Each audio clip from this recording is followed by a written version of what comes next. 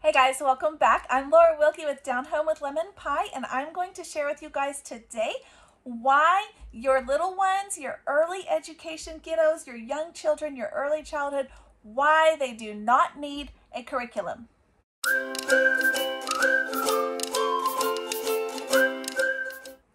All right, guys, welcome back. Like I said, I'm Laura Wilkie with Down Home with Lemon Pie, and I am a Christian homeschool mama. I have 7 little ones.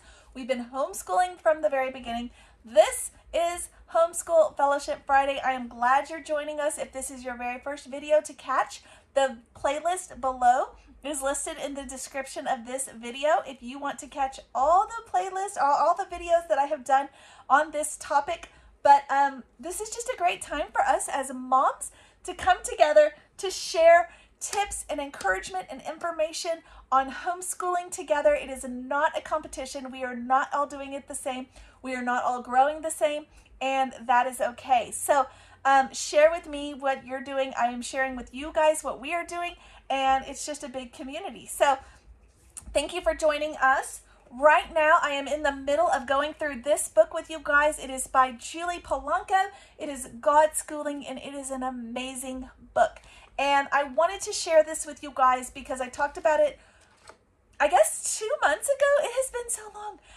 In my mom video where I talked about books that I was reading, I talked about my highlighter book, the book that I am going through slowly and highlighting as we go, and that is this book. So it changes, but right now it is this one. So anyways, it has been such a good book, guys. And if you did not catch the video I did last week, you may want to go back and watch that one as well.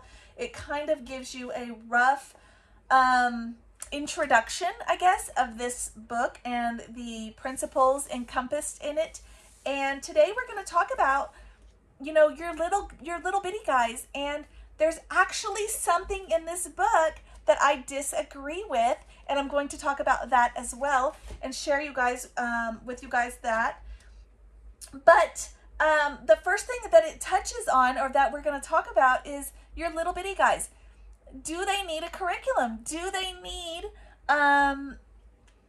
when I say curriculum, I mean something that is very reminiscent of what you would do with a bigger kid, okay? And when I say young kids, I'm talking, this book specifically gives you an age of 8, under 8.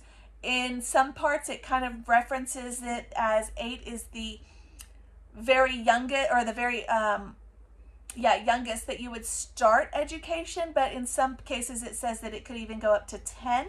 So in this book, it's talking about more or less between the ages of 8 and 10 and down. Do those kids need a curriculum? And like I said, when I say curriculum, I'm referring to something that is very reminiscent of traditional school. So where the parent is sitting, or the teacher is sitting and speaking to the child is being asked to sit quietly for an extended period of time, and there is lots of workbook material, lots of, I don't know how else to describe it besides a workbook, paper, pen and paper work, that kind of stuff. Does your child need that? And I'm going to start and preface this with, I was there too. And with my oldest, I thought that is the best way to do it. And it was very tricky because my oldest was incredibly smart when she was very little. I mean, very little. And 3 and 4 years old, she knew things that were years beyond her. And that threw me, as a mom, threw me for a loop, because I thought, well, if she can do it, that must be what she needs. And so, yes, she could do math skills. She could do all these things. She could do identifying her letters and sounds and all these things. But was that what she needed? And I want to touch on that, guys, because it's so important. And there were some things that she could not do that mentally she could do, but she could not physically do them. And I want to give you an example of one right now. One of the things she could do was, you would find like little preschool packets online. You can find them on Pinterest or anywhere you look. And they have like 3 little bears and then a little box. And the child is supposed to count the bears, and then write the number 3 in the box, okay? And there's a whole bunch of them, a whole list of these. And at 3, my little one, my oldest, was able to count one-to-one counting, where she would point at each one and say 1, 2, 3, but she did not have the fine motor skills to write the number 3. So I thought I was doing her a favor by, I would get her number stickers, or I would make little numbers, and I would have her cut them out for her, but I would have her glue them in the little box, and they would have the numbers that I wrote, because I knew that she knew there were 3. So why aren't we putting it on the paper, right? So this is what I did with my oldest. We did lots of things like this, where I would look at the papers that I would find online, and I would think, yeah, she knows this. So I would print them out. I don't know why, because they went in the trash later. I don't know why I had to print them to prove to myself. I think that that's the trick, is that we feel like if it's not a paper, that they don't really know it. Like there's a concrete, hard proof that they know it. Whereas she could very easily have just counted 3 apples in the grocery store, or 3 of her dolls, or whatever. And that same skill would have been taught and learned. So that is the kind of curriculum that I'm referring to when I talk about curriculum, because it is so easy for us to think that our kids need all of these things. And there are so many things that are available to us that we think we have to do them if they're available. You hear so much about early childhood education, and you think education, and that must be this, and it is not. So one of the things that she talks about in this book is theme-based learning. When you have everything based around a theme, and she does not agree with theme-based learning. And she doesn't really go into detail why she doesn't agree with theme-based learning, just that she does not agree with it. And I'm going to disagree with that. I totally get theme-based learning if it is done in an appropriate play-based manner. So I totally get theme-based learning. I think it's a great way to teach your kids. I think it's a great way to learn. I actually have a curriculum that I created that is based on the Eric Carle books, and it is based on themes, and I've used it with my own kids. I think it's great. I've used my Father's World kindergarten, which is theme-based learning. Each week is a different letter that corresponds to a Bible verse, and you learn the science. So if it's, for example, this is even the example she gives. If it's apples, you learn about the letter A, and you learn about apples. It talks about being the fruit in the Bible, and it talks of, and then you learn about how apples grow, and you learn about trees and all these things, and you kind of circle everything around that. And I totally love that kind of learning. I think that is a great way to learn. She's against that, but that doesn't mean I don't love her book. But the reason I love that is because you are focusing on something and you are learning. However, if you are taking it the wrong direction, maybe you go apple picking, that I agree with, but maybe you take it a little bit differently, and maybe you give your child a paper where they have to write the word apple 10 times on a piece of paper, and now they have to, take all of the apples and draw them on, in their paper, whatever. Things that they are not ready for, I am against that. So actually doing a theme-based style curriculum, I am not against at all. In fact, if it is a play-based curriculum, one that is focused on play and hands-on and touch and movement, those kinds of things our kids need. And that is the part that I agree with. Real-life experiences, if you learn about apples, you learn a Bible verse about apples, you learn the letter that goes with it, that's okay too. Not writing the letter a million times, not that, but identifying it. Maybe you go on a walk in town and you go to the grocery store to buy apples and you point out even the letter A at the little market stand. Maybe you go apple picking. Maybe you do a make-believe apple picking thing in your home, whatever. I agree with all of that. But I do not agree that your little ones need workbook style curriculum. I do not think that they need those kinds of things, and that is the kind of stuff that you often will see in curriculums that they sell, or you will also see it in co-ops. So watch out for that. You will also see it in co-ops, and they will have homework and things for these little bitty guys. I mean, 4 and 5-year-olds, they're learning the ABCs in co-op, but there's like a homework thing with it. There's a cutting thing, and they really can't even cut yet because they're not that skilled.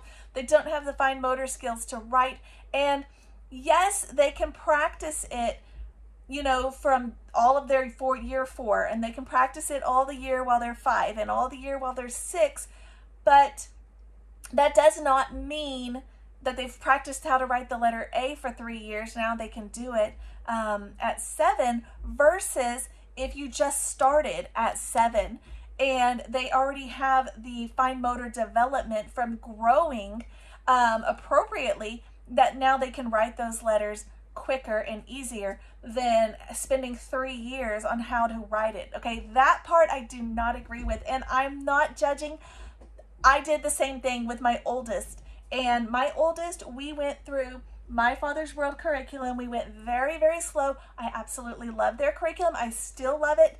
But we went through it, and we didn't actually use all of their curriculum. When I say we went through it, we went through pieces of it, and I've shown you guys that in some other previous videos. But we actually didn't do the book work, actually. We just did, like I talked about, the theme stuff. And with my oldest, it was fantastic. She was very interested. She was very into it. She wanted to do it all. And then I came to my second child, who had no interest in any of this. She just wanted to play. And I think that that was God's way of saying, you're not quite utilizing your time correctly. And, you know, I stepped back a lot with her, and we did not do near what I did with my first. Now they are both big. They are both brilliant. They are both capable. They are both able to do all kinds of things. They're both able to write, even though my oldest practiced it for years, and my second oldest actually has, don't tell her this, but she has beautiful handwriting, probably better than her older sister. Actually, you can tell her because she tells me all the time. But I'm not trying to compare them at all, but I'm just saying that she always says, my oldest always says, her handwriting is so much better than mine. And I'm not saying this is the reason why, but it could be because she had that time to grow and develop those muscles without me forcing her to learn how to write at such an early age. So this book is all about that, all about giving kids time that they need to play, the time, not filling their schedules with so many activities. Your brain, when you learn something, your brain needs time to soak it in, to kind of simmer in that information. It doesn't need to go from one topic to the next topic, to the next topic, to the next topic, the next day it's a new topic, and keep going and going and going. You need time. And if you'll watch your kids, you've probably noticed, if you read them an exciting book, then they start acting out those stories in their play, because they are taking what they have been listening and they are simmering and savoring that and kind of soaking it into their world around them and experimenting with it. And it's exactly how they need to. That's how they were made.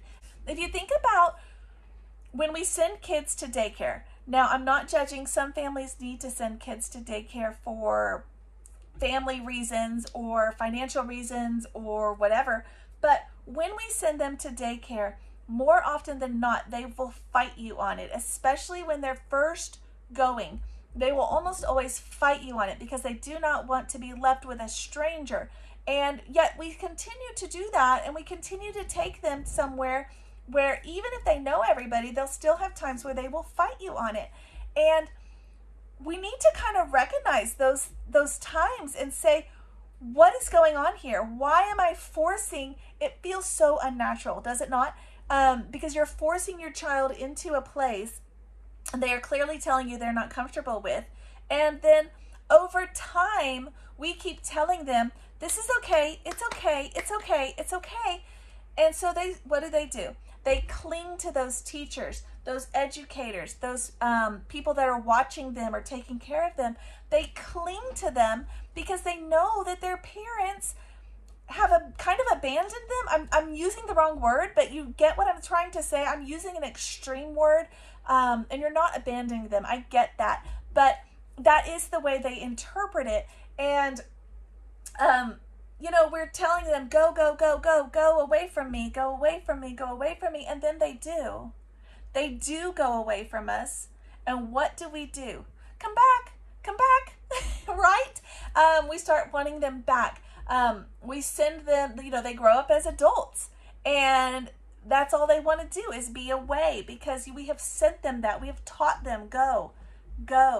This doesn't happen in every case, but I'm just telling you some of the things that we should probably consider.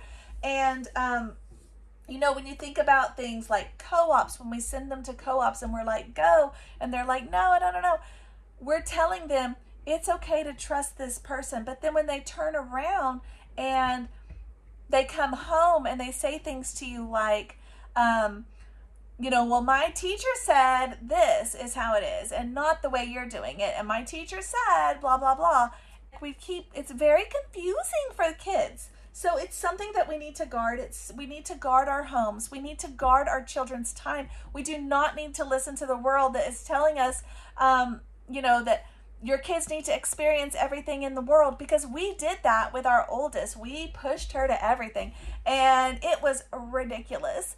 We were told the first 5 years in her life is when she's going to soak up the most information. And even though that doesn't even make any sense, when you really logically think about it, it's the things that they're learning, like how to function in the world and all those kinds of things. But we interpreted that very literal. So we made sure we got zoo season passes, and we had water park season passes, and we had SeaWorld season passes, and we went everywhere. Every single weekend we were out and about and doing all the things. And you can ask her today. She thinks that we were the most ridiculous parents, and she is exactly spot on, because I want her to recognize the mistakes that we made so she doesn't make them in her family when she grows up. But she doesn't remember. In fact, she would tell you that we've never taken her to SeaWorld, but we had season passes and we took her all the time. Things like that. And we showed her every whale and dolphin show there was to see, and we let her pet them all and feed them and all these things. And it didn't make her like this genius in oceanography or anything, right? It's just something she did. And more often than not, it was probably a bigger fight for us than it needed to be, when we could have just kept her home and taught her very basic things, and she would have grown and been secure. Not that she's not secure, but we could have probably avoided some of the challenges we had as she got a little bit older. And the reason I'm sharing with you these things that we have done is because I don't want you guys to think that I'm judging you if you have done these things as well, because we are there too. So what do I want you guys to take away from this video? I want you to let your kids explore. Let them do the things that God made them to do. God made toddlers and preschoolers squirmy. He made kids that are very young, 5, 6, 7, 8. They are squirmy for a reason. There was a quote I saw actually at a church, and it said, don't feel like you need to squash the wiggle, because God put the wiggle in children. And it is so like a weight off our shoulders. Am I not right? Because we feel like when we go to church, they can't talk, they can't move, they can't explore, they can't do anything. And yes, we want them to have places where they respect boundaries and respect God and God's house and those things. But to what effect? What degree, right? So it's okay for them to wiggle. That is how they are made. That's how they are programmed at this stage. That is how they learn. And I do not believe that God, he said, bring the children to me, even when they're, when the disciples were trying to say, no. Why were they saying no? Because they know how children are. children are very grabby, they're touchy, they want to touch everything and explore it all, and they don't want to sit still, they don't want to stand in lines, they don't want to be quiet. Yes, I think we need to teach them these things, but I don't think that these things need to be the focus, I guess. We need to be teaching them that they can, yes, you need to use your inside voice and as a gentle reminder, but not as such a, I don't even know what I'm trying to say in this, but you get what, I know you probably get what I'm trying to say, but I can't think of the words right now, but we just don't need to make it such a bad thing for them to be who they are, if that makes sense. And we need to let them make messes. That's how they learn. That's how you learned. That's how I learned. We need to let them make messes. We need to let them climb trees. We need to let them do dangerous things. We need to let them explore. We don't need to always say, you know, don't do this, don't do this, don't do this, don't do this, because that is all they're told is don't do. And we cannot learn by being told not to do something. We learn by experiences. And yes, we're going to stop them from running in front of a car, something that is going to greatly harm them. But is it okay for them to climb a tree? Absolutely. Maybe they will fall out. My daughter did fall out of a tree and broke her arm. Do we say now you can't climb trees anymore? No. It just was something that happened. It just happened. So, you know, we're still going to do things. People get in car accidents all the time. Does nobody ride in cars anymore? You know, that kind of stuff. You just think about it. People get burned at the stove, so we shouldn't all cook anymore.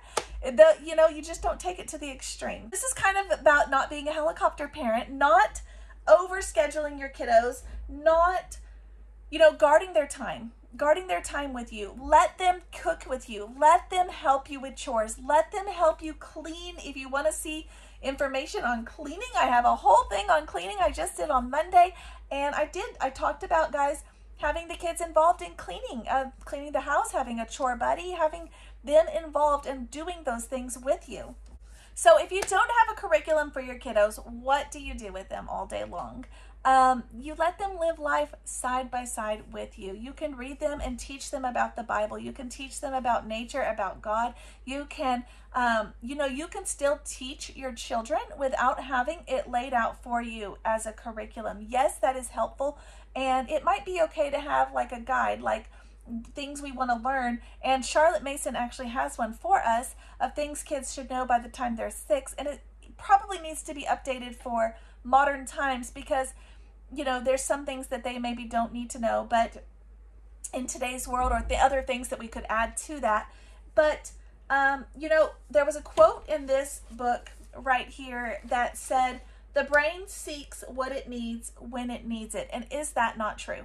Think about your schooling times. The times that I have learned the most about certain things is when I actually wanted to learn those things. Not when they were forced upon me, not when I sat in school and was trying to force it into my brain because that was what was next on the schedule or whatever, but when I actually saw a need for those things. And I had a good friend, mom friend of mine, who would tell me that all the time. She would say, "Can you help me? Can you tell me how to do this or how you do this in your home?" And then she would always preface it with, "I know that you have told me these things before, but I did not need it back then, and I need it now, so I did not listen to you back then, and I need to know now what I need to do because this is when I'm ready to learn it." It's exactly the same with kids. You know, sometimes they're not going to see a need for things, and they're not going to learn it, and we can be blue in the face trying to teach it to them, but if we don't show them how it's a need, and there may be other things that are so important to them that we're just squashing, and we're saying, "No, that's not important, that's not important." And things that they have wonder about and questions about, things that they're interested in, and we just keep telling them, no, here's what you need to do. And we're telling them that they don't matter. Their ideas don't matter. They're natural ideas, and those natural ideas are the purest when they are in these young ages, when every single thing is new to them. I saw another quote, and it said, you know, it's so easy, especially when you're running late, to tell your kids, hurry up, hurry up, hurry up. But everything is so new to them. And I try to remember that now that I've heard that quote, because everything is brand new. The snow falling behind me was brand new for us this Christmas season, this winter season. But for our other people around us, it was old news. They've had it their whole lives. And for us, every time we walked out the door, we were oohing and awing and wow, look at this. And everybody else was, not there. They were, oh, I have to shovel it again. Oh, I have to do this or whatever. And it was so fresh and new for us that we were just marveled at everything about it, how it felt, how it looked in the trees versus how it looked on the ground, how we could hold it, or sometimes we couldn't hold it because it was a different texture and different types of snow, and we could build with this but not with this, and just all the things. And kids are exactly the same way. So yes, they may learn something when you forced it on them. Yes, they may very well learn to read at the age of 5. Well done. But they may learn it better. They may trust you through the process more. The process may have less tears. All of these things, if we just wait until their brains are ready to go that direction. And I still struggle with that. It's like trust. It's that's all it is. It's trusting God, that God is going to equip and prepare our kids at the time that their brains are ready. And they're not all the same. I've talked about that in several videos. I have 7 kids. They didn't all learn to walk at the same time. They didn't all learn to talk at the same time. They didn't even all start using the same words at the same time. Some had this first word, some had that first word. They didn't all do sleep habits the same way. They're all different. They've all had different interests. They've all had different things that they've learned at different times, learning to ride at different times, ride bikes, all these things. And it doesn't mean that one is better than the other. It's just the way we're made. But for some reason, we put all of those things in little boxes and tell the kids, particularly probably because of public school and the way the school system is, that they need to do it this way and that's the only way to do it. And that's not true, but we believe it because these are professionals who are telling us. So the kids need lots and lots and lots of playtime. But, here's the but. There's always a but, right? Here's the but. They need that playtime to be purely playtime. They don't need us to walk in and they're playing with all their toys and we walk in and say, oh, well, let's count all your cars and see how many you have. Oh, and now we're going to line them all up, and which one is first and which one is third, and oh, look at that, and which one's the blue one. Now show me the green one. Oh, you know what? Let's spell blue. We're not going to do that. We're not going to manipulate their play. They don't trust you when you do that. Your kids need to trust you that you're going to let them grow as they're meant to grow. And that is very hard for me because if you're like me, I'm a very natural teacher. So everything I see and do, I see a learning opportunity and I'm like, oh, here we go. And that is something I've had to kind of bring back a notch or 10. And, really let the kids just show me what they wanted to show me without me telling them what I think they're showing me. And it's naturally going to happen in life eventually. That's fine. But if we can minimize that by not doing it ourselves, that might help. Now, here's a fun fact. Did you know the time when your frontal lobe in your brain is developing the most are the times in your life when you are naturally inclined to play, when you are very young. And when we take our kids and we stick them in daycare, we stick them in schools, we stick them in preschools, we stick them in Head Starts, we stick them in all these things, they are being told to squash those natural times when their brains are growing, and instead they need to sit still, sit quiet, don't touch their friends, do all these things. And we're trying to tell them to grow without growing, and it's very hard for them. Kids were not meant to sit still. That's why there's so much music and so much laughter in their play. That's why there's so much moving around, so much movement, and we don't need to squash all of that. The best thing for kids to play with are, of course, open-ended toys, things that they have to manipulate them to make them play. And you may not know this, but things that are electronic, video games, here's a good reminder. Play is not just pushing a button. Okay, so if that is all your kid is doing to make their playtime work, then that is not true play. That is not creative play. That's not using their imagination. So if all they're having to do is push the button on the toy and make it go, that is not true play. True play involves things that they actually have to manipulate. They actually have to use their imaginations, be creative. Things like little people, dolls, simple cars that don't make noises, that don't drive on their own, just simple things, blocks, Play-Doh, those kinds of things. Those are actual plays. Little wooden swords, balls, all of that kind of stuff. Things like RC cars, robots, iPads, video games, Nintendo Switch. Yes, we have all these things in our home. They are not true play. Yes, they have a time and a place. Yes, they can be utilized effectively and in a growing manner, but they don't need to be your norm. Like the thing that the kids playing with all day, every day is just their RC car. That needs to probably be put away for something that is a little bit more beneficial in growing their brains. So some ideas for you guys. I just gave you some, but I'm going to give you some more. Boxes, egg cartons, raw materials, thimbles that are have no more thread on them, little pieces of wood, natural tree blocks. You may have heard of those. Pieces of cloth, of fabric, things that they can hang up. Yes, there are very expensive ones that are silks and fancy, but you know what? Just simple cloth pieces that they can hang up or throw around them like a cape, those kinds of things.